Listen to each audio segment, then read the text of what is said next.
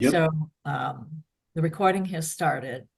So I want to wish everyone a good morning and welcome to the first in a series of winter roundtables with a focus on partnerships enabling innovations in sustainability, co-hosted by Action Innovation Network and the University of Massachusetts Lowell's Innovation Hub. I'm Joan Popolo, Executive Director at Action Innovation Network. Action is a nonprofit association of technology business incubators located in the New England region. Our members support emerging companies with technologies in the life sciences, climate tech and sustainability, advanced materials, blue tech, aerospace, and agrotech. Together with our co-organizer, UMass Lowell's Innovation Hub, an incubator supporting sustainability startups, we saw an opportunity to provide a forum to bridge the areas of medtech, healthcare, and sustainability, sectors highly represented within our network. Our 3 winter roundtables are organized to convene interested stakeholders to educate and share information on the challenges and advances in generating solutions for a more circular and sustainable use of medical plastics and thereby decrease their waste burden. We welcome our attendees today who are representing 13 US states and 11 countries.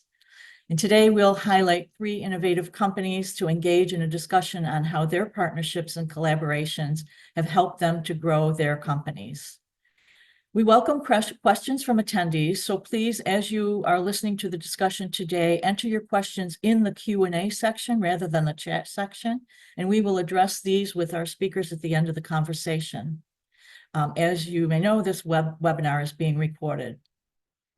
As each speaker begins their presentations, they'll provide a brief personal introduction, and we'll leave most of the time for a discussion among the presenters on how the pilots and partnerships they develop have driven sustainable innovation. So I'll begin by introducing our roundtable facilitator, Gretchen Carey, who holds 2 positions as the Sustainability Manager at Republic Services in the New England region and President of Mass Recycle. Gretchen is also a lead green associate and Zero Waste True Advisor. So with that, Gretchen, I'll hand it to you. Thank you very much, Joan. So yes, I'm Gretchen Carey, and I'm excited to be moderating today's webinar. Thank you to Joan and the Action Innovation Network for putting this program together.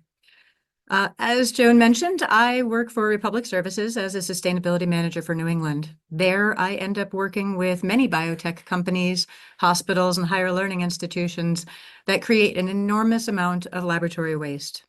Plastics are used extensively in laboratories, providing the benefits of sterility, safety, durability, and quality for the healthcare industry. But single-use plastics come with a significant environmental consequence. Only a fraction of the plastic waste is recycled, but recycling plastic medical waste is possible in many cases if properly coordinated between the healthcare and recycling industries. Many people in these facilities are striving to decrease this waste in some very creative ways. All of them have distinct challenges due to the various health and waste regulations that they must comply with. I understand that we have viewers from all over the world today, so I thought I'd give a bit of a background on the waste industry in Massachusetts, as it is relevant to the big picture here. The situation I'm about to describe is similar in some of the other New England states.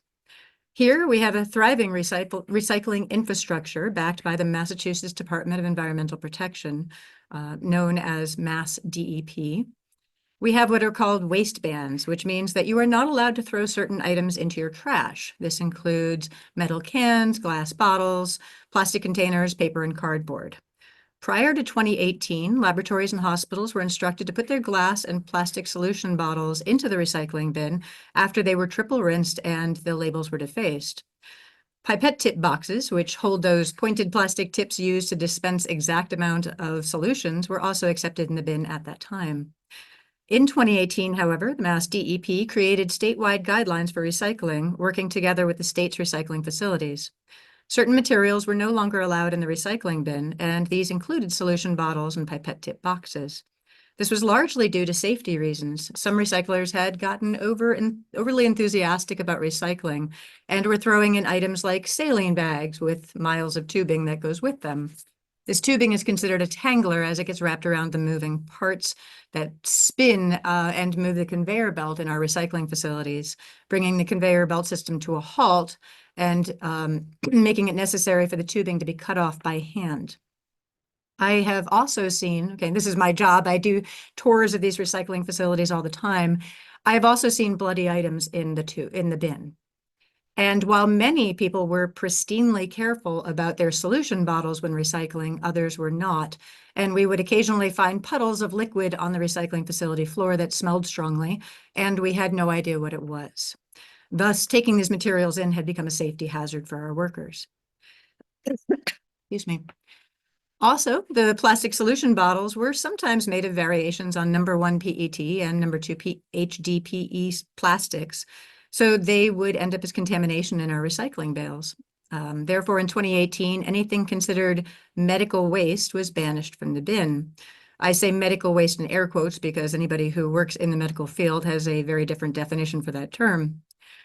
I am the person at Republic Services tasked with educating my customers to this change, and it was emotionally very difficult. I'm just going to be honest. If there's any group of people who realizes that we're all on one enclosed ecosystem on this planet, it is life scientists.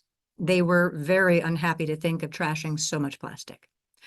So I personally began my career in genetics and worked in research laboratories throughout Boston for a decade.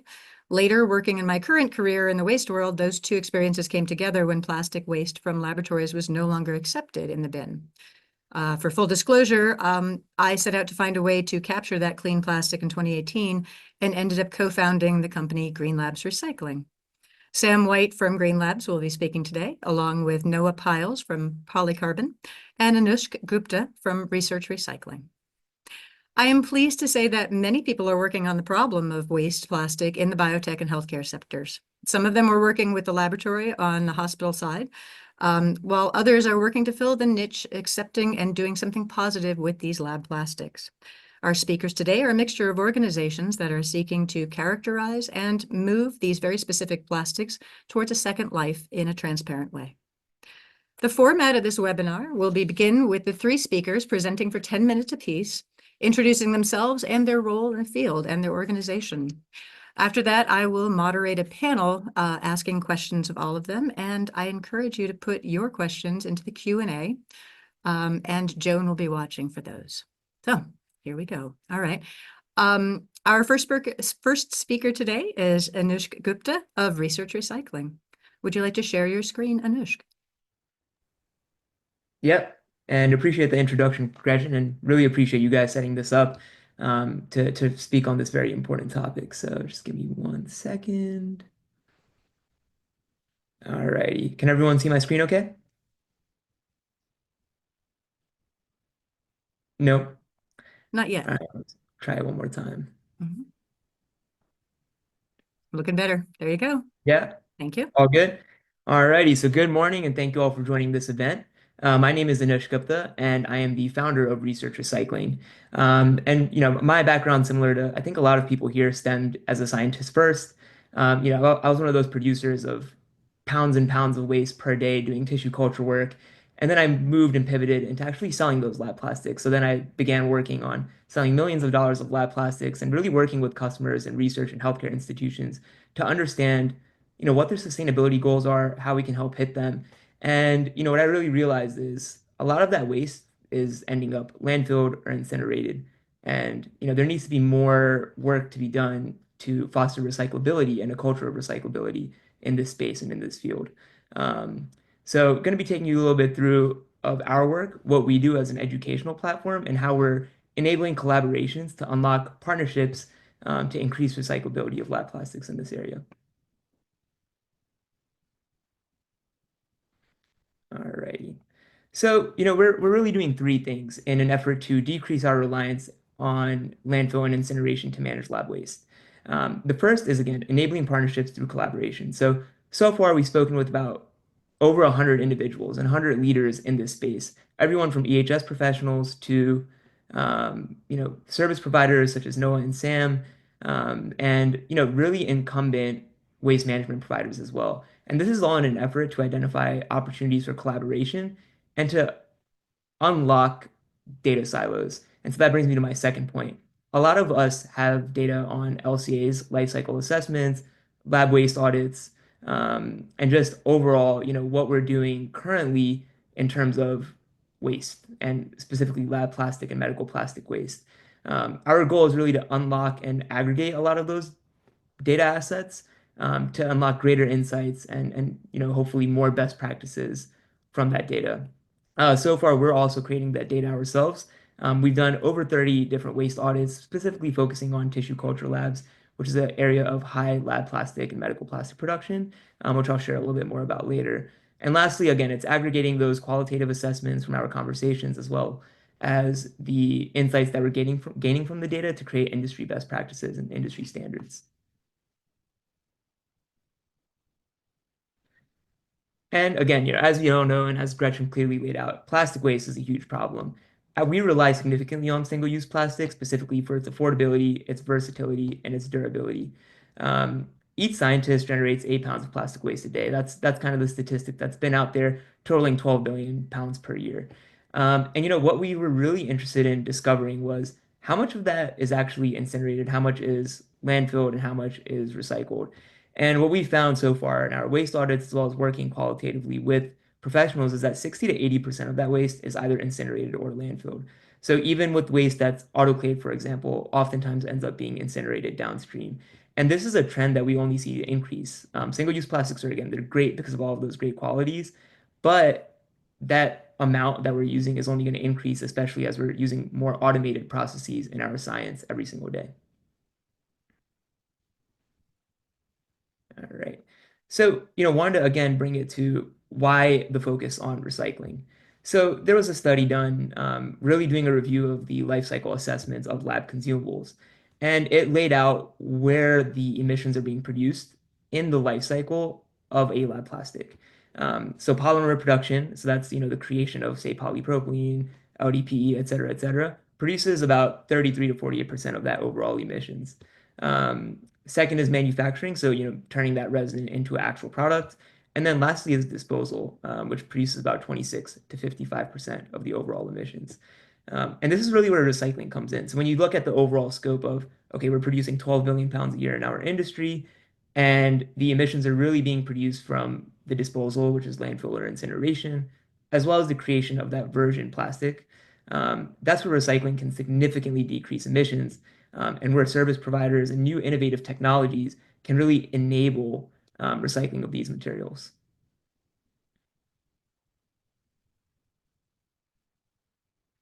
And so, as I said, we've done waste audits for over 30 different laboratories so far, with over 150 scientists participating in it.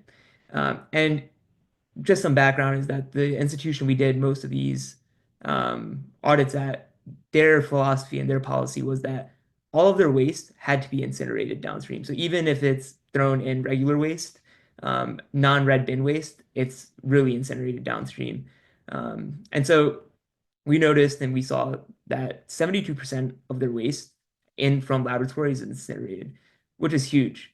Each pound of plastic waste that's incinerated creates about 2.5 to 3 pounds of carbon dioxide emissions. So really, really impactful in terms of the emissions that we're producing as scientists. And some scientists had adopted a philosophy of autoclave and then throwing it in the regular waste. But as I had said, things that ended up in the regular waste really were incinerated as well. And that was only about 8%, but it goes to show as to the lack of awareness for scientists in terms of what's actually happening. Gretchen had pointed out scientists do really care about the issue and about creating change in this space. And so I think it's very important that this statistic and statistics like these are showcased among scientists. The facilities that we've done the audits at, they had a really robust mixed recycling program and some more innovative programs like pipette tip box recycling. So they did have a 20% recycling rate when you look at their total waste due to plastics, such as pipette tip boxes, paper, aluminum, and things of that nature. And what I really wanted to showcase as well is that we did do a deep dive into their red bin regulated medical slash sharps waste. And we noticed that 91% of that waste was plastic. So this is an area where there's not a lot of opportunity because it's highly regulated. It's biohazardous, contagious, and just not allowed to be done much with. But I do think that's a huge opportunity for growth because a lot of those plastics are very high quality plastics and container waste, which can be potentially recyclable downstream. Um, in terms of identifying recycling opportunities, we noticed that 11% of the polypropylene that was thrown in regulated medical waste was actually clean and recyclable. So, very specific solutions to that waste, which some of the speakers will be speaking about, are really good opportunities to easily increase your recycling rates and decrease the emissions production overall. And we noticed that so there's polypropylene was 11%, but in totality, we kind of concluded that recycling rates can really be improved by 25% with more innovative recycling solutions. Um, and really, from a scientific perspective and a scientist perspective, again, they really care about improving their sustainability, throwing things in recycling bins. It's something they get excited about. Um, and so we noticed that there was a reliance on throwing everything in red bins, even for non-hazardous waste. And so really getting scientists to change their behavior and shift is a big opportunity to be able to divert waste from incineration and into recycling. So really want to bring it back into regulated medical waste. Again, it's really, and especially the facility we did it at, where all of the waste is treated as regulated medical waste and is incinerated. It's really the first critical step in terms of, okay, how can we take a lot of this waste and actually, use it, recycle it, downcycle it, etc. And so I wanted to give a brief technology overview as well in terms of what currently exists and the opportunities for growth. So I had already spoken about autoclave, which most people probably know, but it's steam under pressure to sterilize that waste. It allows you to actually make it safe for mechanical recycling of plastics. And it's a great opportunity to utilize partners such as Polycarbon and Green Labs Recycling, where if anything is contaminated, it's relatively easy to throw it in the autoclave. It's a quick process, and you can throw it in their specialized bins for recycling downstream. Um, as a larger resolution, it does not remove contamination from mixed plastics. So I think there's a lot of room for improvement there, either through very specific services or by one larger service that can then segregate it downstream. We have newer technologies in chemical treatment. Chemical treatment disinfects lab plastics by using chemicals to neutralize specific biohazards. It's a very effective for cleaning plastics to be recycled downstream, but the chemical residue can limit that recyclability potentially as well. Lastly, wanted to bring us to heat treatment. That involves high heat microwave treatment to really neutralize those biohazards, and it also reduces the waste volume, which is pretty important as well. It's not the best for kind of one recycling in a sense. So making that circular economy is not as feasible because of the plastic characteristics changing due to the heat treatment, but it can be great for energy recovery and in general downcycling as well. But yeah, just wanted to, this overview is really to showcase that how can we increase our recyclability in addition to very specific services focused on, a few lab plastics at a time? How can we potentially, treat this waste overall to then make it recyclable downstream?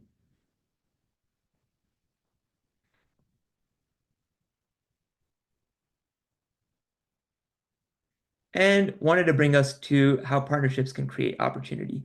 So, as I said, we're speaking with professionals every single day. Our goal is to identify partners for each other and to increase that collaboration between everyone. And wanted to bring us to a case study that we did with UGA and Charm. So, this is really innovative partnership that we wanted to highlight and bring awareness to in this call. But, you know, UGA has very robust sustainability goals. They want to hit a 80% recyclability goal within the next few years. And so they worked with their local recycling partner, Athens Clarke County Unified Government Center for Hard to Recycle Materials, to really first showcase their problem. So polypropylene and lab plastics in general, they're very small. They can slip through common recycling technologies, making them unrecyclable and clogging recycling machinery and breaking the recycling machinery.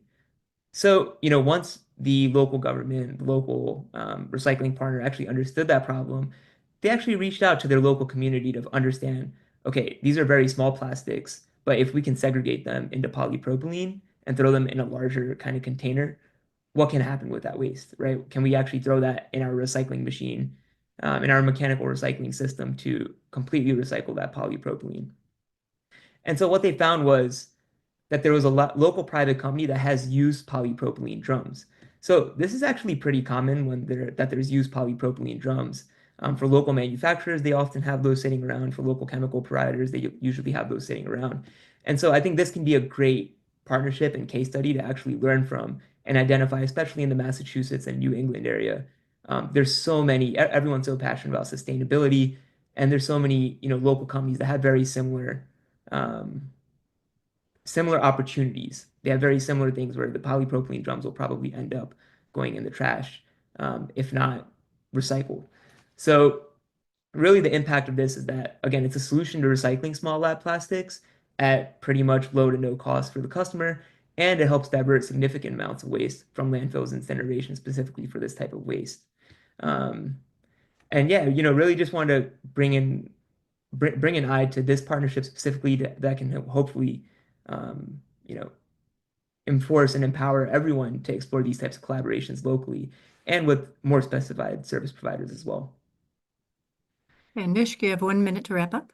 Perfect. I'm on my thank you Oh. slide. So yeah, just want to thank everyone again. I really do think that partnership can help unlock these collaborations and help drive change from inception to disposal. And I think this is a great segue into Noah's talk next, where he has a lot more. I more, presented that data from a higher level. What are we producing in the lab, but then really breaking it down into by lab plastic, what can we do? And what is that specific service that can tackle very specific lab plastics in the area. So going to hand it off to him. And again, thank you all for your time. Thank you, Anish. And very useful knowing what potentially can be saved from. So, what materials and what percentage we're looking at, right? Mm-hmm. Where to set the bar. All right. Noah, please. Glad to see that you were able to share your screen. Go right ahead. I appreciate it. Thank you, Gretchen. Thank you, Joan. And thank you for the introduction, Anushka. Is everyone able to see the primary screen right now? So I got 3 screens up. Okay, great. So my name is Noah Piles. I'm one of the founders of Polycarbon. I met my co-founder, James O'Brien, at the University of Pittsburgh School of Medicine. There, he and I were training to be physician scientists, basically to work in a laboratory, really similar to Anushka. We came to the same conclusion, which is that every great innovation is built on a mountain of single-use plastics. And we were always under the assumption that there was nothing you could do about that. There was just the cost of innovation. And I have highlighted here on the screen, actually, a county in Allegheny, or a part of Allegheny County called East McKeesport. This is kind of is the origin of cognitive dissonance for me, because I actually worked in an outpost hospital there, and I was working with patients in that facility. And I later learned that 10 million pounds of rigid plastics every single year was being buried in those folks' backyard. It didn't sit right with me knowing that the byproduct of my innovation in the laboratory was just waste being buried in these folks' backyard. And so that really motivated me, and James ultimately found a company that would produce a platform for diverting this material from those landfills and ultimately putting it back into the production of new materials. So one of the most important questions that I like to ask scientists is, why are we stuck with plastic? Why do we use this material so much? There's kind of 3 legs to the stool here. 1 is that it's really reliable. 2 is that it's remarkably versatile. You can actually turn it into basically any functional polymer that you want, based on clarity, based on flexibility, based on chemical resistance. And finally, the one that always comes up is because it's cheap. But I really like to challenge the assumption that it's cheap by saying this. Plastic isn't cheap, we're just running up a rack of debt. And what I mean by that is that when you look at the cost of plastic waste produced globally every single year, you're talking about a societal cost of $100 billion every single year. That equates to an additional $1,000 a metric ton per plastic new plastic produced. It's actually worse for our industry too, because there's usually 2 to 3 more heat cycles for producing the life science plastics. So for as bad as it already is, it's worse for our space, and it actually ends up costing more money. We're just not paying for it in the form of resin. We're not paying for it in the form of products. We are paying for it later in the future with our generation and the next generation. So another way that plastic isn't cheap is that it's remarkably inefficient to produce and carbon intensive. And so a component of this is that it takes 5 times more energy to produce a kilogram of polypropylene than a kilogram of steel, which is staggering. Also, 120% more fossil fuels are consumed for energy to produce a kilogram of polypropylene than actually are embodied hydrocarbons in the final product. It's a weird way to look at it, but basically you burn fossil fuels to create polypropylene and polyethylene and GPPS. The primary step for that is steam cracking. It's a process where you take long polymers and you break them into tiny monomers of propylene and ethylene. That alone, that process alone, that step in this cycle constitutes 50 to 75% of the total emissions impact of producing plastic. Now, I want to highlight this end here in gray.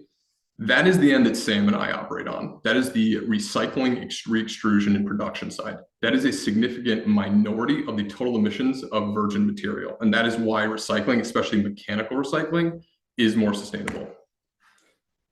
So everything I just talked about in terms of cost, in terms of energy impact, was to get that plastic into the hands of a scientist. We all know what happens to the material after they use it, which is that it takes a day, maybe a couple hours, and then they basically throw it away. As Anush talked about, it's going to landfills, it's going to incineration. Every metric ton of plastic produced and used in this way is producing 5 to 7 metric tons of CO2 emissions. So as I mentioned, this is a remarkably impactful carbon contribution in terms of our industry and the way we use this plastic. And I also like to emphasize this: if you took all the plastic, or sorry, if you took all the fossil fuels that go into the production of plastic and you just burned it as fossil fuels, it would produce half the carbon footprint. So literally turning fossil fuels into plastic is worse than just directly burning it into atmospheric carbon dioxide. It's pretty staggering. So what does this look like on an industrial scale? We're talking about 200 megatons of CO2 generated every single year from global biotech and biopharma. That's 55% more emissions produced in the automotive industry per dollar spent. As we mentioned, it's 12 billion pounds of rigid plastics. I like to note that this is based on a 2015 study. So it is almost a decade out of date, and we are significantly over that mark, given that it's grown at anywhere between 5 and 7% compounding annual growth rate. And finally, the most important statistic is that 40% of emissions are coming from, are contributed to from your single-use consumables. So 40% of the emissions coming from your laboratory are coming from single-use consumables. So that kind of leads to the big kind of emphasis of this presentation, which is that single-use plastics are not just a pollution problem, but a climate crisis for our industry. So I give you all the reasons that single-use plastics are bad. You already knew that, but let's talk about the upside, the opportunity. To attenuate our industry's carbon impact, the simplest and highest ROI place to start is with the plastics. The good news is you don't need a bunch of -80s. It would help, and if you have the budget, that's great. But the biggest impact you can make is by engaging with a circular economy platform and tackling this large source of emissions in your lab. So I want to talk about like what circularity is. So a true circular solution is one that prevents waste by keeping a product or resource at its highest possible value within the same ecosystem with the same manufacturers and consumers. That's a really important part, because what you want to maximize is recapture rates and use cycles. That is how much of the plastic can come back in and be turned into products that are used by the same individuals. This ultimately supplants more virgin material in the market and maximally reduces carbon emissions. So the way our platform works is we engage with scientists, we help you organize your waste stream in the laboratory, target and isolate specific polymers, bring it back into the production of medical grade resins, and either produce that in our own portfolio of products or with partners like Beckman Coulter or LabCon, so you can ultimately use spec'd in high quality products in your laboratory. One of the most important parts of our platform is the carbon counter platform. That is basically where we take everything that we do as a supply chain, we run it through a third-party LCA, have that verified by a separate third-party panel, and then codify all of that data into a dashboard that our customers have access to. I'm going to talk about that a little bit later though. So the different ways you can work with us: you can recycle rigid plastics, you can downcycle nitrile gloves. We do not have a circular solution for nitrile yet, and you can also circularize PPE clothing with us. So we've been really fortunate to grow for the past 5 years. We have aggregation and densification hubs in Richmond, California, Southern California, Hanover, Massachusetts. Our processing facilities are in Northern California, Western Massachusetts, Eastern Pennsylvania, Oregon, Missouri, and Texas. We service customers all over the country. So this is an example of the types of products we're able to produce with circular economy resin. All of these products are manufactured with the exact percentage of circular economy content that we quote on the label. That's because we're able to exactly produce custom compounded resins with this material. So I next want to get into evidence-based sustainability and why it's so important. This is a look at what our dashboard looks like for customers. They basically, everything that we do as a company is data-driven and evidence-based. And when we started this company, we were not willing to commercially launch until we were confident about the environmental impact we were making. And so the way we were able to make this determination, as I mentioned before, was with a life cycle assessment. And we've since run multiple iterations of the assessment, striving to reduce impact for the innovation of our customers over time. We make this data available to all of our customers, and we're able to translate the impact of polycarbon's platform through industry standards of environmental KPIs. So that just basically means we turn all this information to CO2 emissions, freshwater conservation, crude oil supplanted in the market. It's worth noting that we're expanding our environmental KPIs to include the Tracy 2.1 model. I can answer questions about this, but it's basically going to include an additional 6 KPIs. This platform, as I mentioned, is ISO 1440, 1444 compliant, and it's been reviewed by multiple separate panels. So I want to quickly make sure I leave enough time for this. We talk about the notion of evidence-based sustainability, but at Polycarbon, we believe sustainability is a science, which means that it's empirically measurable. And so we have to get into the question of how do you measure sustainability? So that brings into the notion of the LCA that I talked about for our platform. This allows you to model your supply chain and standardize a framework for evaluating the environmental impact of products, processes, or the system across the entire life cycle. Through consistent methodology, LCAs enable meaningful comparisons between alternatives, ensuring that decisions are based on reliable and transparent data. Additionally, LCAs offer valuable insights into specific phases of a system that contribute most significantly to carbon emissions. This is basically how we figure out where to innovate and reduce the emissions of our process. So when evaluating an LCA, there's kind of 2 important questions to ask yourself. Number 1, what does the recycled material replace in the market? A core tenet of true circularity is ensuring that the recycled material replaces a necessary product or resource in the market.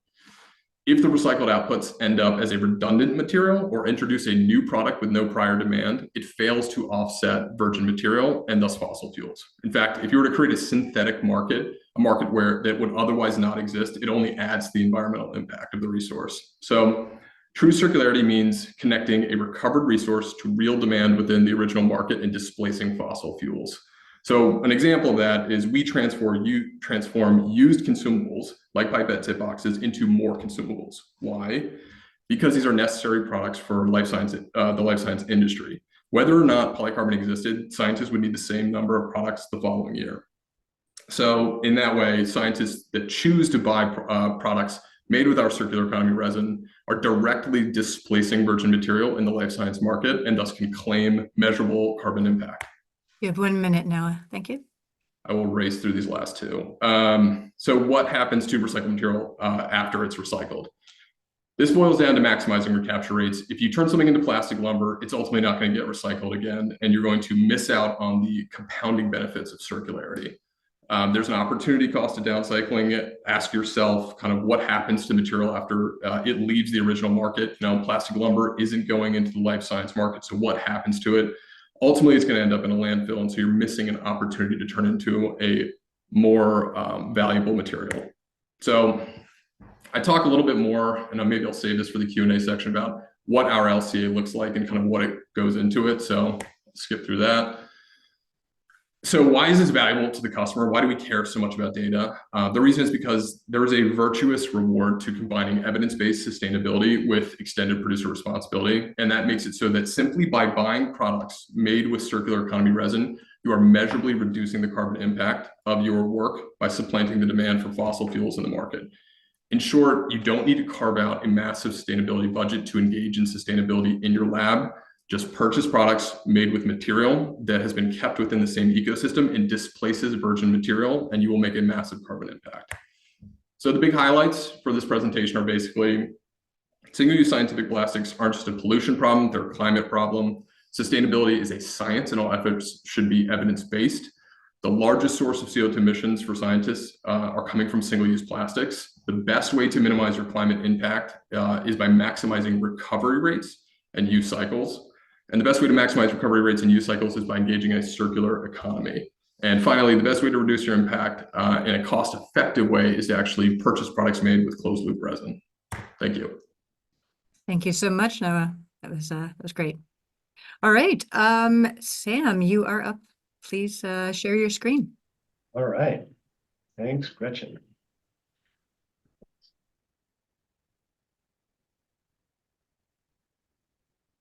Not yet.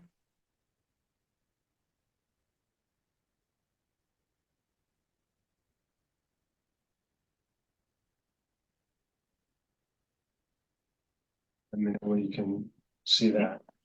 I can. It's not on presenter mode, however.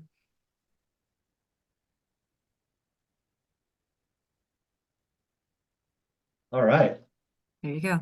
No, that was impressive. Thank you so much. So let me take you through some similar issues that we found, and hopefully our numbers are aligned. Problem as Sam, I'm sorry to interrupt you. I'm going to stop you for a second. Do you see a black bar across your screen? Because we're seeing one right next to the words "the problem" and through the middle of your. oh, It no, just might affect your presentation. That's all. I don't see a black bar. Okay. Let me Does anyone else see it? Yep. Okay. All right. Do you want to take it down for a second and reshare? yeah. Thank you.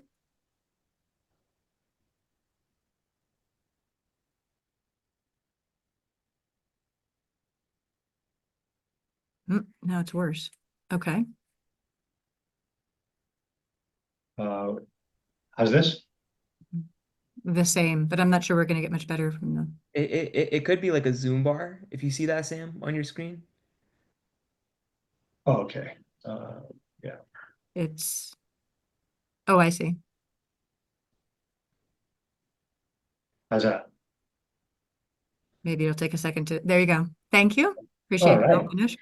So the last 2 minutes, so I'm going to get right into it.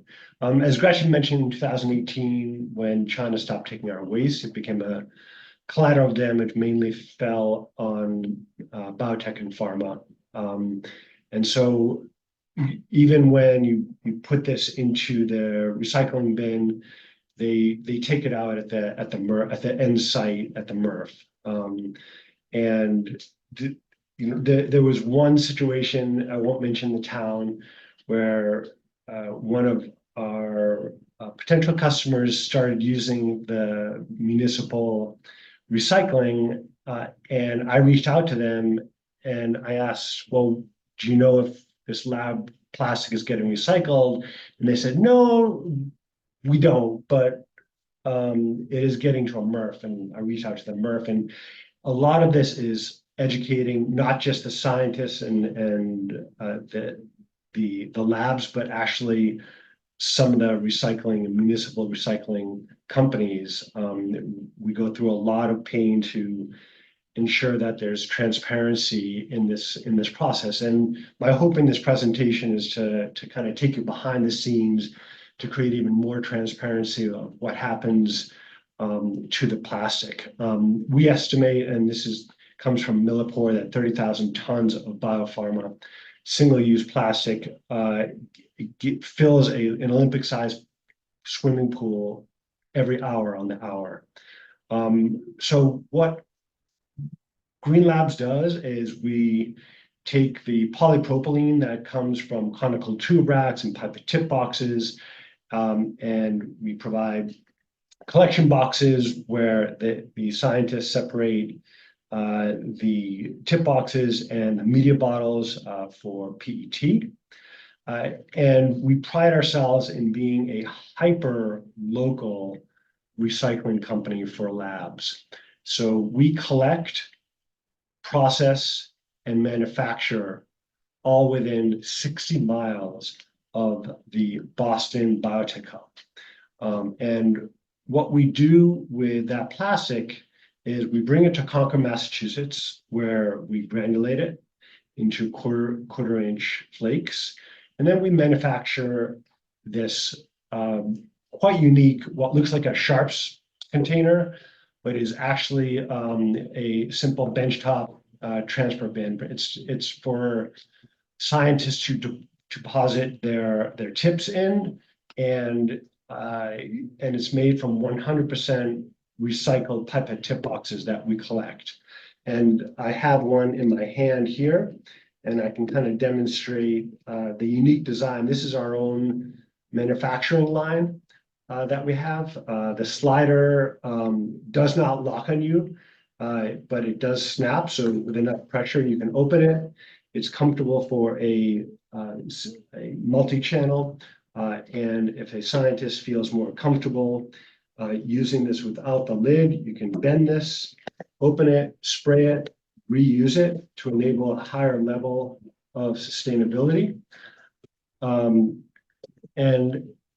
so I want to take you through a very raw video of what happens behind the scenes when we manufacture this this product. And so we have 3 different molds for this, and what you're going to be seeing is the line for just this slider.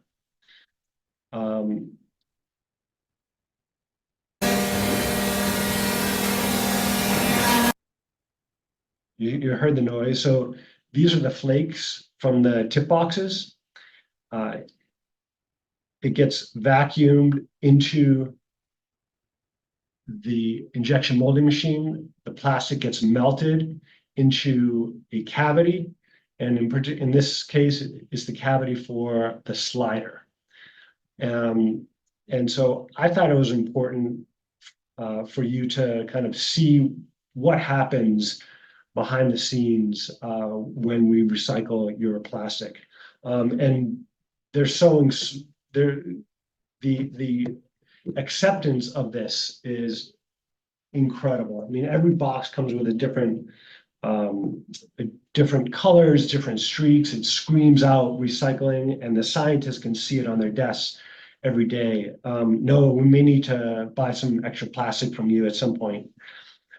So Joan asked us to speak in detail about our corporate partners.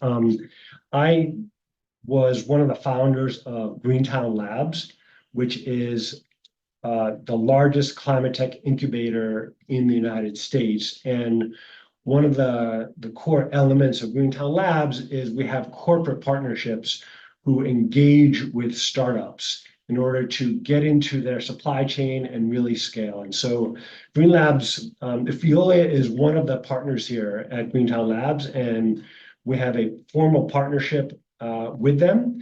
And Anosh mentioned 91% of regulated waste gets incinerated.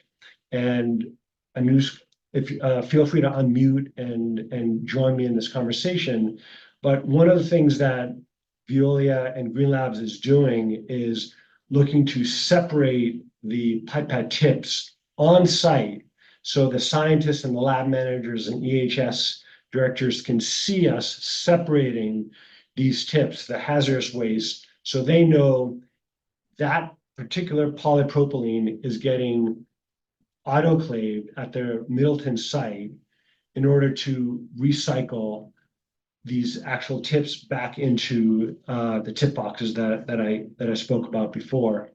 And Anushka, I think this is a wonderful opportunity for you to potentially engage in this pilot, so you can kind of do a white paper on it, because I think it's that number, 91% of regulated plastic that gets incinerated is significant. And if we can do something about it, I think even more important than the number, 91%, is the perception that goes along with scientists seeing Veolia separating out these the pipette tips that will ultimately get autoclaved.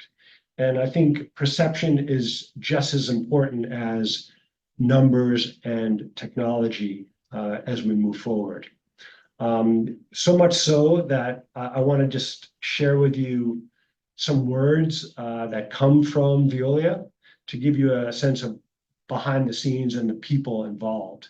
My name's Molly Cahill. I'm the Strategy and Growth Manager for Veolia. We chose to partner with Green Labs because everything remained hyper-local. The complete circular economy approach into the lab plastic consumables was what really caught our eye, and why we thought that this was a good partnership and something that our customers in the life science community would resonate with. My name's Molly. Another partnership that we have is not a corporate, but a company called Macrocycle.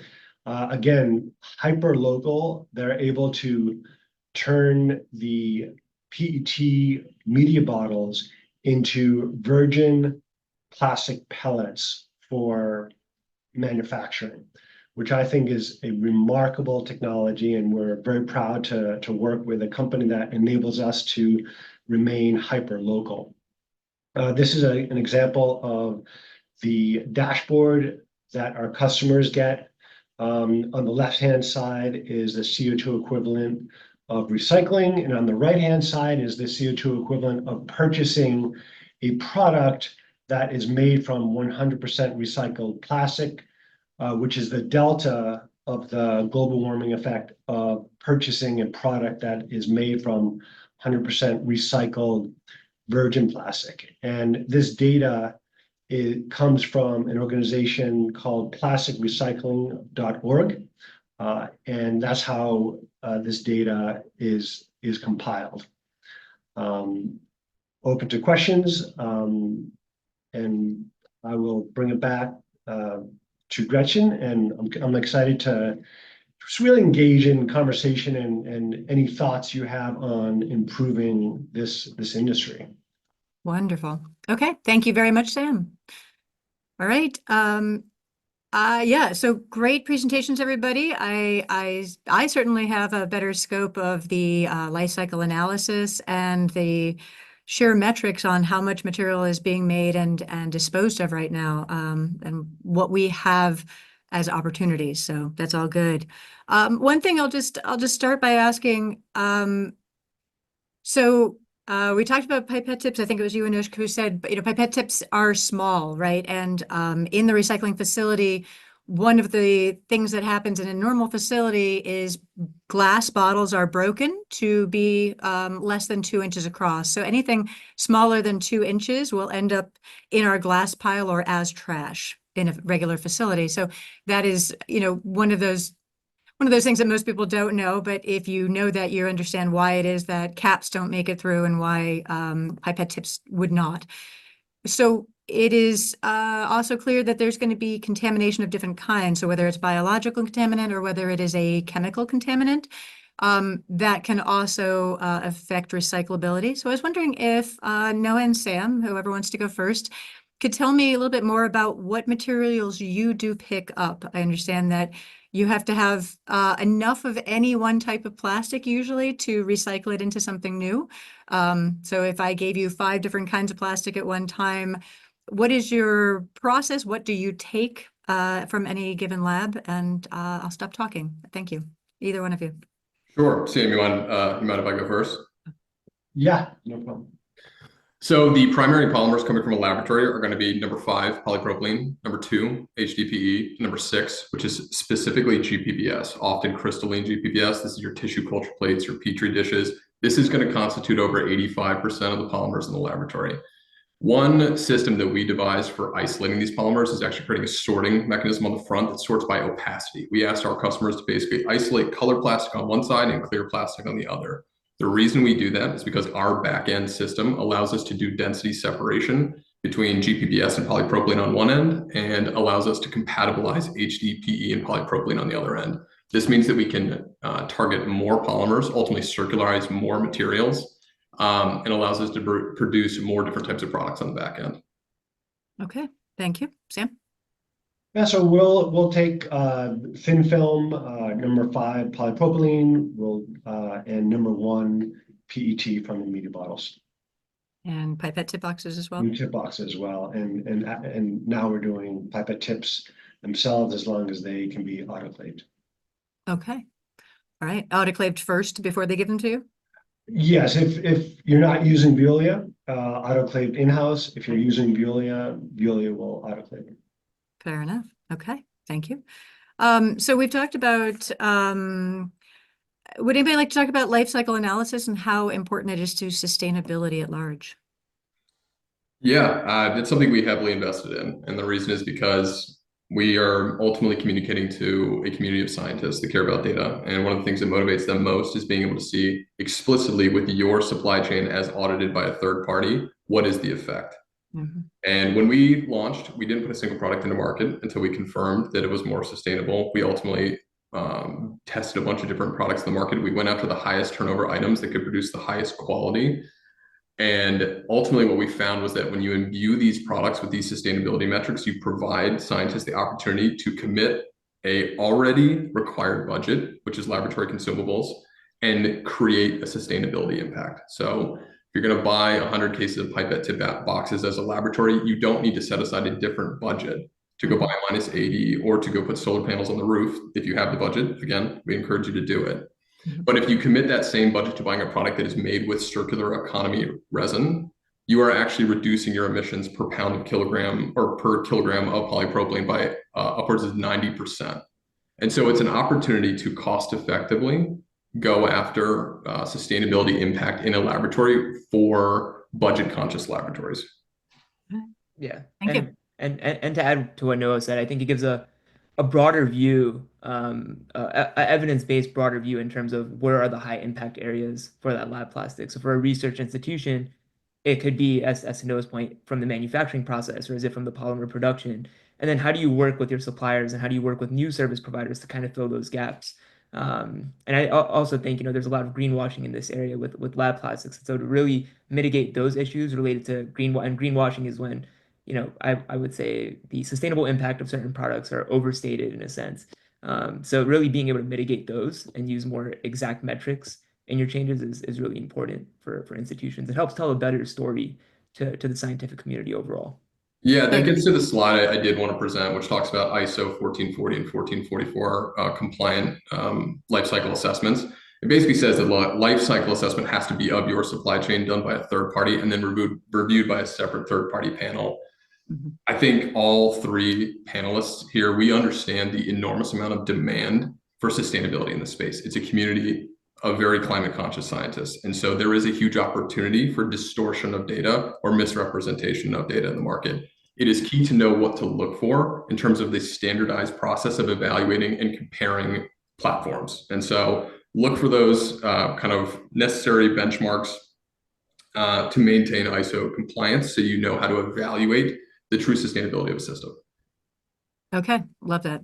Yeah, that actually was a question, and Sam, if you have an answer as well. There is definitely a lot of doubt out there as to what's happening with plastic when it leaves the lab, leaves the curb, leaves your hand, and that includes scientists certainly. But what happens? How can you gain trust from people? So metrics are one way. Anything else that you can talk about to how to gain the trust of people that are going to hand you something and hope the right thing is done with it? Yeah, I'll take that one. With our LCA, we rely on being hyper local, and we rely on a data point from plasticrecycling.org that gives us the math on what the global warming potential is for manufacturing something from virgin versus recycled plastic. And because we work within a 60-mile radius, I think it's important to just be extremely transparent around what you're manufacturing and where. And I think the perception is just as important as the numbers that we're throwing out, because we can't guarantee that someone is going to reuse this. Sometimes it goes into the hazardous waste stream, but it's really we're not going to put a CO2 equivalent number making the assumption that they're going to reuse this. It's really hard to do that. Okay. Yeah, that's monitoring recapture rates. That's something Polycarbon's really interested in. Our LCA runs on a cutoff model, which, as Sam knows, is a single round through. So we fortunately don't also double count any rounds, even though we are heavily invested in actually tracking recapture rates. One of the most fascinating things that comes out of the data is testing your assumptions, right? And so we thought going in that the primary source of emissions was going to be transportation for us, even though, again, we operate in Massachusetts. It turns out that the actual transport of densified plastic only contributes about 160 grams of CO2 emission per ton mile. So what you're talking about is a tiny, tiny amount compared to the actual virgin material produced. And so again, like we are a system that operates out of Massachusetts, out of New England. We run a hub and spoke model the way that everybody does. But when you actually look at the data, it allows you to identify where the primary points of intervention are to help your customers out. And so for us, that comes down to how do we deliver products to customers where they are? We're probably the closest thing you have to farm to table delivering products to customers because of that hub and spoke model.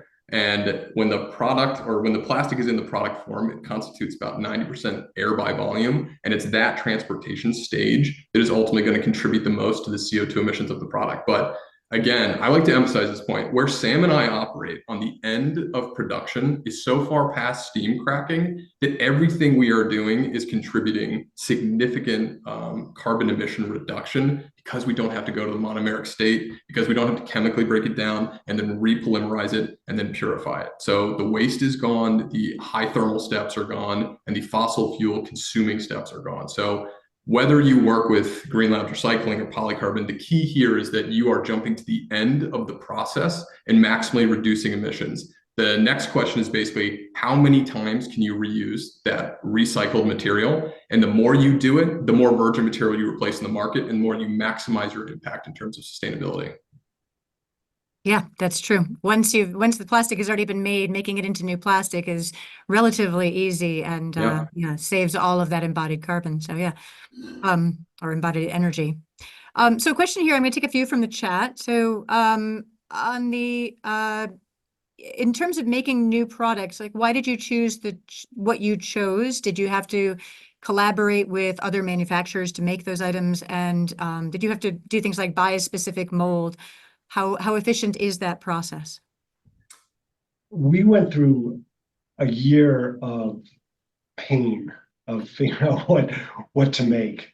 We did not want to use a manufacturer that had an existing mold that was already churning out product. We wanted to come up with something unique that scientists really wanted. And so we designed this over a year. It was taller, it was smaller, it was bigger. But the key thing that all the scientists were telling us is that the 1 gallon sharps container is taking up too much space in the bench. So we made this more narrow, taller, and we enable a higher level of sustainability by enabling them to, even though this locks just like a sharps container, you can unlock it and spray it down, autoclave it, and reuse it. So it was very challenging. And then we designed and purchased our own mold and have our own production line. Yeah, when we looked at the solution in this market, we tried to break the dogma of saying, what is iteratively better? Like, what are we going to do that is just one step better? How can I shave 5% or 20% emissions? We went all the way to the end, which said, what is the most sustainable thing you can do with committed plastics? It's turn them into a product within the same ecosystem, deliver that product to the same customers that recycled it the first time, so that you can maximize recapture rates and maximize use cycles. So for us, it was no brainer. It was either we succeed producing laboratory consumables or we just give up before we even try. And so we wanted to kind of take that backing into its step from starting at the most sustainable solution. And what we also found was that when you actually like run the model on the amount of plastics coming from this industry, well, all three of us said it, it's like 12 billion pounds every single year. You cannot take a single-use industry and plug it into a reuse industry. You hit a disequilibrium fundamentally. And so it is excellent to turn it into a product that can be reused. It helps, but you fundamentally run into a supply and demand problem. And so for us, we wanted to find something better than plastic lumber. We wanted to find something better than a reuse industry. For us, it was put it back into the production of more laboratory consumables that are consumed at the same rate as they were the previous time in the previous generation, and ultimately model our system off of that. Question here. You're on mute. Yep. Thank you. Trying to be respectful. All right. So pipette tips themselves, the ones that are being collected, question is, why are they not being made into new pipette tips? Any answer on that? Great question. So, sorry, I'm just assuming that's for me, but Go for it. okay. So pipette tips themselves are made out of a unique homopolymer of polypropylene that can be turned into a pipette tip box. It is very challenging to go from a copolymer polypropylene, which is basically every other polypropylene in the laboratory, back to a homopolymer. It would require chemical purification. And so another major reason is you can make copolymer pipette tips, but just market feedback told us we'll take everything else with circular economy resin, but just leave the tips alone for now. It's something we are capable of doing, have produced in cavitations, in molds with production. But the scientists are basically saying, you know what, leave the tips alone for now. I'll take everything around the packaging of a pipette tip box. And it's important to understand kind of, don't let perfect be the enemy of the better here. The pipette tip box itself is going to represent 65 to 92% the weight of the product, and all of it gets thrown away in the same place. So if you can replace 65 to 92% the weight of a product with circular economy resin, you are creating a massive impact.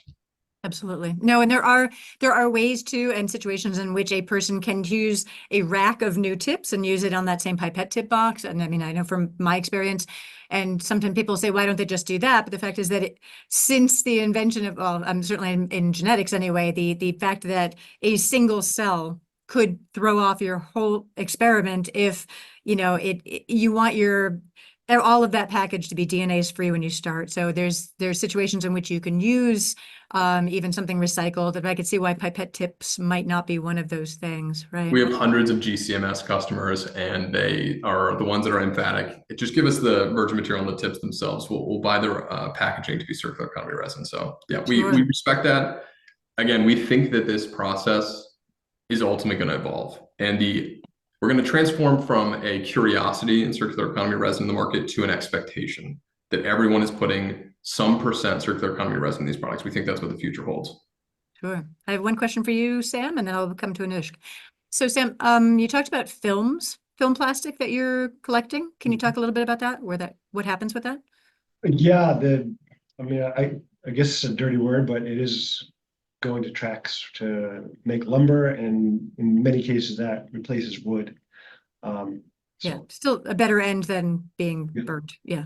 Yeah, I want to make sure the audience doesn't mishear what I'm saying. There is hard to recycle plastic. That's what Sam is describing right now. For hard to recycle plastics, keeping it out of a landfill and out of an incinerator is the win. That is a success. So I do want to emphasize that just because something gets downcycled does not mean it is inherently bad, if that was the highest end use that it could go to. That's right. That's right. There's a hierarchy to all that. And, like to like would be great, but also it still keeps it out of a landfill. And I mean, if the bench that you've created is going to last the next 30 years, that's not so bad, rather than that item that lasted 15 minutes on a bench top, right? So that's totally true. Every time you're able to create a new life cycle for the material, you are displacing material on the market, so long as that product was a necessary demand in the market. So that is always the caveat. You have to replace something that was otherwise going to exist. absolutely. No, I agree with that. Anushka, so can you tell us a little bit about, now you had said there were a number, and I don't remember how many it was, of audits that you had done. Yes, Okay, how many was that? 30. 30. Is that something you offer a service for? Yeah, it's actually And why don't you service tell us about that how that procedure goes, or who should be looking for you to have that done, and what they would expect to get out of that, or what the win would be for them? Yeah, of course. So our waste audit service is a free service. And again, we're an educational platform, so we're really in it to work on those industry standards, really discover what those common challenges are, and aggregate all of the data that exists from partners like NOAA and from SAM and from other providers as well. So the process is really over a week. So we come into your lab for a week, and we just need about an hour a day, and we go through and count everyone's waste. So all of the bins, we weigh it. We just ask that you not throw out your waste, and ask your EHS services to not dispose of that waste. And we're counting everything down to the specific type of plastic and the specific type of product that's being thrown out. And so, really, what end users and scientists can benefit from is we're sharing all of that data with you. We're sharing all of the recycling opportunities with you. So we actually look at your behaviors as well while we're there, and we're able to really see if you're throwing things that could potentially be diverted from red bin waste into recycling, or if there's innovative solutions such as polycarbon and Green Labs recycling that can be utilized in your facility. Those are all things that we provide as insights as well. Anush, are you using human labor for this, or Yep. technology? Yeah, no, You should look into a company called Spirit that will provide you daily data on that trash. oh, okay. It's Yeah, it's Greentown Lab member. awesome. Appreciate that. Okay. All right. So the audience seems to have an interest in LCAs. So we'll go back to that for a second. So one question is, are there any product category rules for LCAs in laboratory consumables? And I am not an LCA aficionado, but I will assume somebody might know the answer to that. And the other is LCAs are, I mean, a basis of comparison, but there's so many variables that can be taken into anybody's LCA. So if you could speak a little bit to how you came to your conclusions about your life cycle analysis on your material, that would be great. Yeah, I'll start answering that in reverse order. I love the famous quote that all models are imperfect, but some are useful. An LCA is the closest approximation you can get to understanding the source of emissions in your entire supply chain. And again, it has to be of your supply chain. You cannot approximate another supply chain. Otherwise, it is just a generalized statement about an industry that may not be pertinent or relevant to you. So I'll start there. In terms of designing an LCA around specific products, as Gretchen mentioned, there are parameters in which you define a process, right? And so for us, we run things both cradle to gate, which is the production of a resin, a closed loop resin, as well as cradle to cradle, which is tracking the material as it goes from product process to recycled resin and then into production of a product again. We basically have a toggle switch in our LCA that allows us to compare both. The unique feature of that is that it allows us to basically say, once I take this into a resin, a nurdle, a piece of plastic, I can track what's happening, whether it goes into one of a variety of different products based on the percentage of that resin in that product. And so after that fact, you can literally say, hey, there's 30% circular economy resin in this specific SKU. There's 80% circular economy resin in this type of SKU. With a simple coefficient, you can basically tell the customer exactly what they're conferring in terms of sustainability benefit, regardless of what product it goes into. So it's a really, really helpful tool. Okay, thank you. For us, I reached out to the 90 startups that are in Greentown Labs to ask what their approach is to LCA, and it really seems to be the wild, wild west in terms of standardization. So we've tried to keep it simple and very conservative in our CO2e numbers. Okay. All right, thank you. So question here, shouldn't companies that make lab products improve their product design to make them easier to recycle? In the past, yeah, I know, huh? Yeah, and certainly if Sam can't speak to this one, I'd be happy to about some early successes we had with Green Labs. But in the past, labels on PET bottles were hard to remove, but they were changed to be easier to remove for recycling, and later labels were removed altogether. Shouldn't the same be true for lab plastics? Who would like to take that one? I'm happy to. I also just want to note, Sam and I disagree on some things. The notion that LCAs are the Wild West, I don't agree with that. That's why we have ISO certifications and standards for compliance, so that you can conduct an LCA that is comparable to other LCAs. Standardization is actually critical to that industry. So I do want to emphasize that we may see things differently on that term. So I don't want people to think that that is necessarily just a given. On that note, when we started this company, we understood that this success would be predicated on our ability to drive sufficient demand in a consumer base to motivate incumbent brands. I was never going to outproduce Eppendorf or Mettler Toledo. I was never going to be able to build 1,000 different SKUs of products at the quality you would want. I never wanted to. So what we wanted to do was basically show that there's a demand for closed loop resin and products, show that there is demand for recycling, so that that brand will say, if I don't adapt to servicing this customer, this huge customer base that cares deeply about sustainability, and start designing my products for recyclability, then I'm going to get left out of the market. And that's like the power of what we're doing on this call right now. That's the power of what Anushka is doing and what Sam is doing. We're creating demand in the market to communicate that demand to manufacturers, so that the next time they decide to just throw in some number 7 polymer as a lid on a product, they think about it and they say, I might lose business because my product is not made sufficiently recyclable.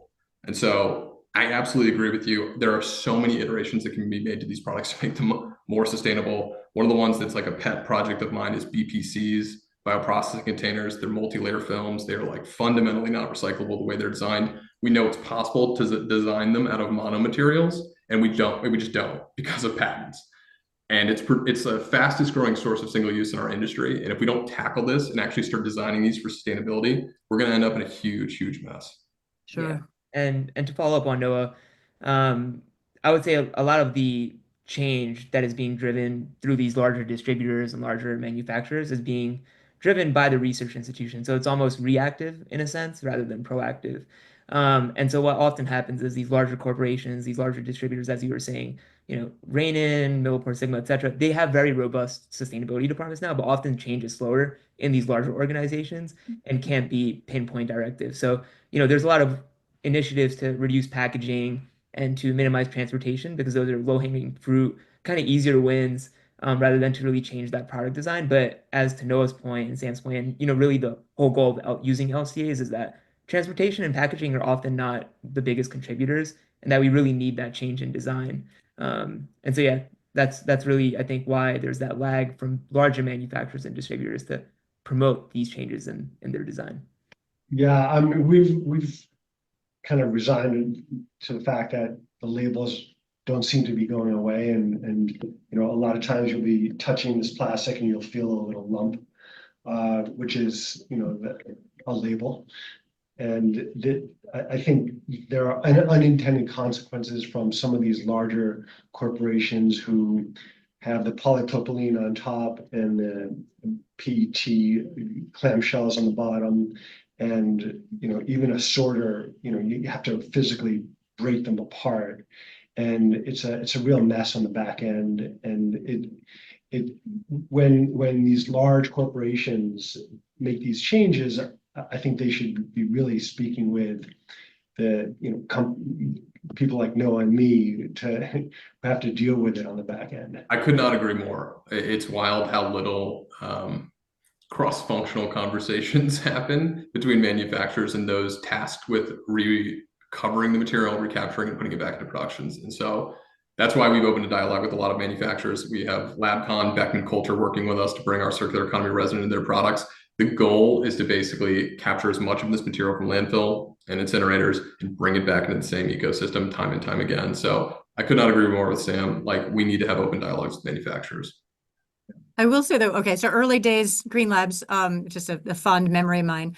I thought it was very exciting when Serena, who is our amazing operations person, we early days would sort them up by color, by hand, et cetera, and peeling labels off was one of those processes because some would have them and some would not. And she had at one point taken a picture of her hand and she had all these labels all over them and said, not all pipette tip boxes are created equal. I think was the quote. It was something like, but it was but the company who made that saw it and realized that there was an opportunity to do better, and that was Rainin, and they came forward and said, we're going to just print from now on instead of doing stick-on labels, and I felt like that was such a huge win, and it was funny. I don't think we had that many people watching, at that point, watching our social media, so it was just an unlikely but awesome happenstance that they saw it and responded, and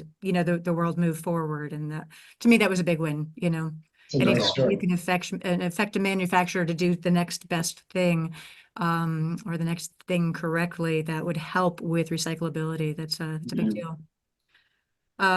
Okay, so how do you suggest motivating, either raising awareness within the field, motivating people to get on board with all of this? Any thoughts? Let's go to the human factor for a minute. Anush, do you want to start, or Yeah, I can kick it off. So in terms of motivating them, I think it's really all about, telling a good story and sticking with the low-hanging fruit. So every scientist recycles at home, right? It's something that's easily relatable and something that gets people excited.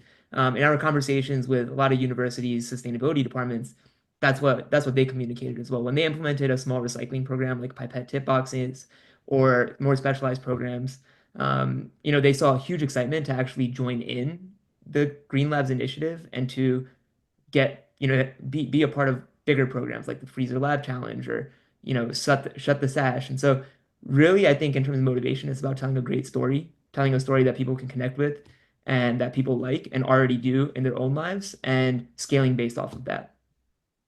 One important thing that Anushk is doing that I have seen is huge is building community support because nobody wants to feel like they're pushing the rock up the hill by themselves. And there's a ton of scientists out there that are siloed, that feel dejected, where they're like, I have no recourse. I have no option to do anything better. So, like, what's the point in trying? When you see groups like Anush's group come about, it creates a community, creates awareness, and it allows them to feel part of something bigger and they don't feel alone. And so that sense of community is just critical. And I Agreed. think more stories have to be written in the press. Like I wrote an article in the Boston Business Journal stating that healthcare and biotech is one of the worst contributors to this. Healthcare emits more emissions than airlines, and stories relatable to scientists like this, I think would resonate and drive change.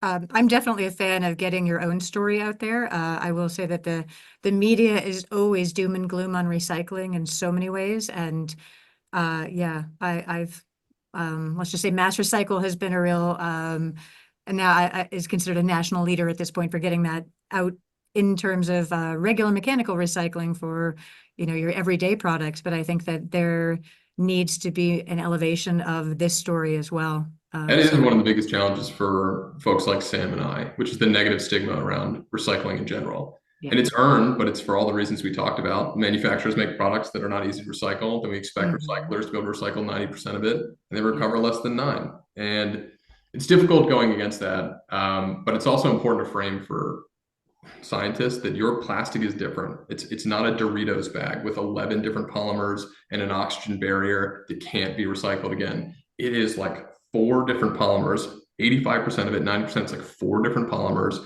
It's remarkably pure. They don't add a lot to it because they need very pure products. It doesn't have oxygen barriers because most of them are not for long-term room temperature storage. It doesn't have coffee that needs to remain fresh in it. And so it is uniquely suited for recycling. It does not have the same problems that a MRF does or that any other material recovery facility or industrialized facility is going to have. So it is a very uniquely suited stream for recycling. We have to capitalize on that. I will also say, though, that the MRF is doing better than you think it is, the recycling material recoveries facility. You know, most people expect that we're recycling 9% of what comes in the doors, and the fact is it's more like 85%. Oh, that's awesome. Yeah, I think I was talking about the recovery rates for polypropylene specifically nationwide. Sure. And I agree. And that 9% of all, it's all plastics everywhere. That's including the dashboard of your car and, you know, the pen that you can't throw in because it's too small and, you know, you name it. So the statistics are actually infinitely better. And a large part of the problem now is actually trying to figure out how to get people to put more recyclables in the bin, because there has been such bad media, bad press about the whole thing. And I don't mean to go too far off, but I just want everybody to know, you put an aluminum can in, we are happy to have that. You put in paper, we're happy to make that in, you know, make sure that gets made into new paper. And same with that water bottle, it has a heck of a second life coming at it. It's nowhere near as bad as you think it is. And I give tours of our recycling facility every week. So if anybody's interested, you're welcome to reach out to me afterwards. But yeah, I appreciate the struggle, let's put it that way, in getting the story out there. So, all right, what are the main regulatory hurdles that you face when recycling medical plastics? And how did you get past those? Or are there any? Is this like regular recycling? Absolutely. Sam, I don't want to jump in front of you if you want to go. Yeah, go ahead. The key here is starting local, then going to state, then going to federal compliance. You cannot do anything on a site unless EH&S is okay with it. So all of our partnerships start with EH&S. We say, this is what we'd like to go after. We think this is the low-hanging fruit. We think this is an opportunity to reduce overclassification, which is the concept of scientists just throwing everything in a red bag because they think they can. And then we basically confirm it with them. We confirm it complies with whatever state we're operating in. And then we confirm that it's, you know, RCRA compliant and we're not in any violation. We fortunately have a huge repository of data that we give to our scientists in terms of documents showing you what is approved, what is not approved. We provide lists of P and U list chemicals for you to identify as potential risks in your workflows. It requires a ton of education on the part of the service provider, I will say that. But we've invested a ton into it. And basically, if you just create an open dialogue with the EH&S, you can build workflows that are most importantly safe. That is the most important thing. And then second, sustainable. Okay, thank you. Yeah, and for us, we encourage audits from EHS. A lot of these larger companies, Veolia did a significant audit of our facilities, and the larger companies are starting to do audits as well. And I think it's really important um, to for these companies to see where the plastic is going physically.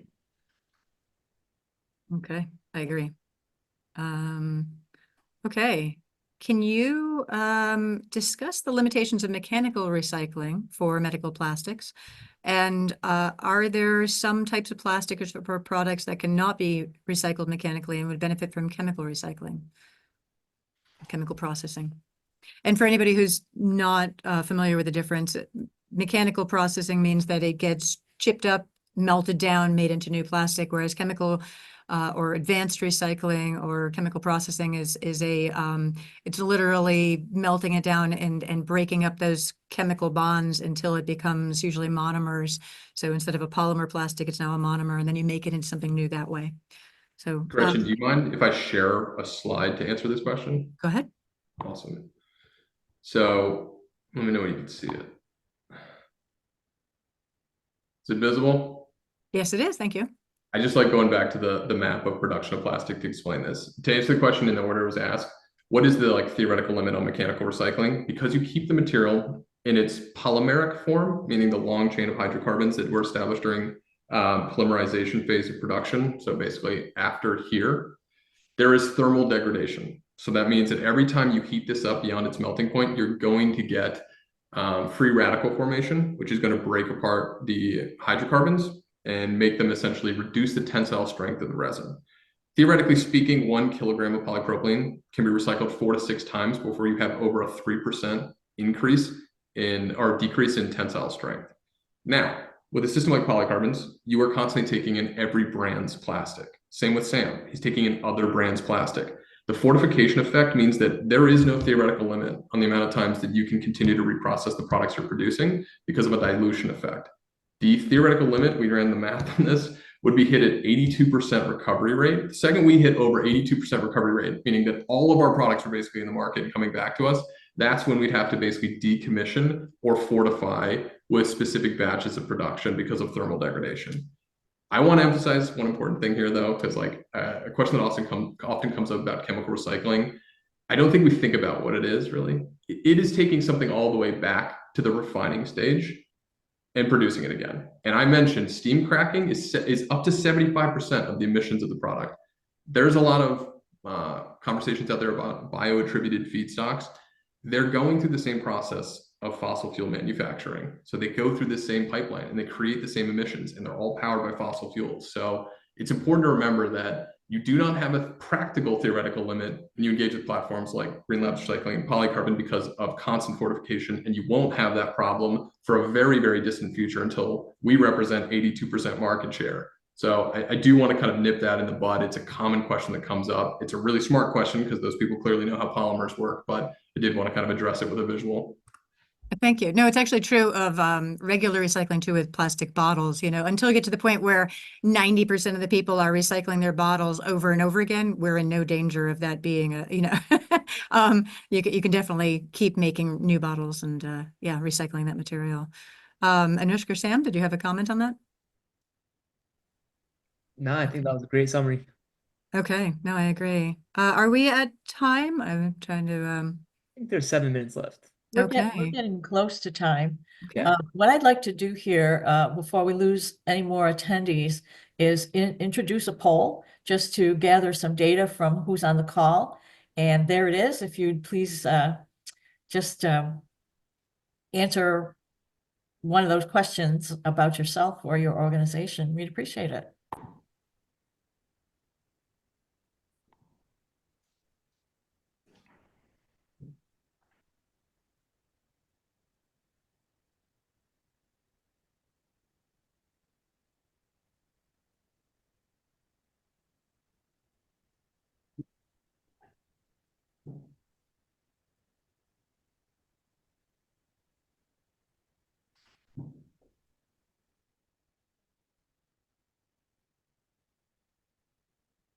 just leave it up there for another 30 seconds or so, gather that information.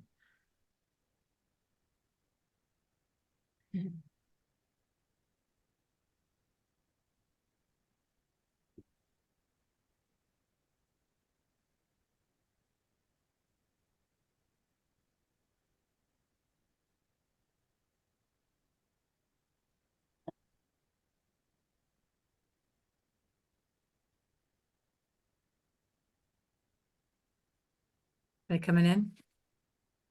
I don't see any more movement. We can probably end the poll there, Okay, all but right. thank you for your responses. That Yeah. is helpful. And yeah, and thank you so much, everyone, for your participation today, all of the great questions, all of the great answers, and coming and spending this time to learn what you can be doing or what the market bears and where this material is going and how that system is working. And I do certainly think, as Noah said, I think that we will be seeing more of this. This will become more and more the norm in the future. This is a frontier at this point, but won't always be. I think that it's just going to get better and better. But it does require customers leaning in and being willing to, you know, to financially support those sustainable goals. That's a big deal. And the more that happens, the more this becomes a competitive market. So thank you all very much. Joan, did you want to finish this? Yeah, I'll just close a little bit. I know there were some questions that didn't get answered.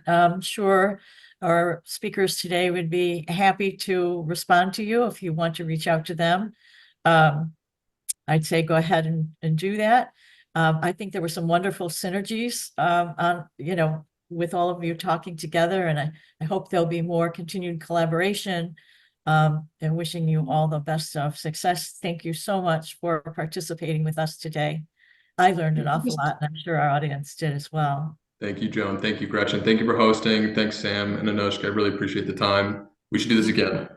Yeah, and thank you. And as mentioned, this has been recorded and will be posted. Joan, do you want to tell us where that will be posted? Yes, probably give us a day and it'll be posted on the Action Innovation Network website. We have an area under sustainability and MedTech sustainability, so you can find it there.